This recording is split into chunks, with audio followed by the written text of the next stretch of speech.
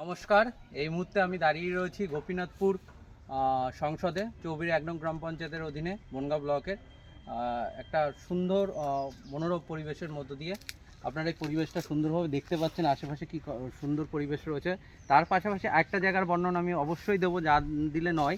যেটা আপনারা দেখতে পাচ্ছেন, যে গাছ রয়েছে, এটা হলো ছাতিম গাছ। আপনারা অনেকেই পরিচিত ছাতিম গাছ সম্পর্কে, আবার অনেকে পরিচিত নয়। আপনারা এটা জানেন, অনেকে জানেন কিংবা জানেন না। এটা ব্যাপারটা হলো, আমরা যে মোবাইল ব্যবহার করি, মোবাইল যে রেডিয়েশন বা পরিবেশ দূষণ ঘটে, তার অনেকটা অংশে এই গাছ সেই রেডিয়েশনটাকে কমাতে অনেক সাহায্য করে।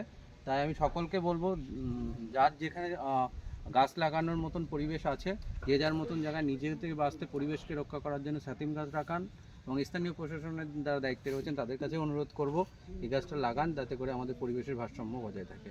ধন্যবাদ। এবং এর পাশাপাশি আরেকটা যেটা বিষয় বলবো, যেটা হলো, আপনারা যারা আছেন এখানে আসুন। এখানকার পরিবেশটা খুব সুন্দর, আপনারা দেখতে পাচ্ছেন। এখানে সুন্দর জল বয়ে যাচ্ছে, এখানে সুন্দর একটা ব্রিজও আছে।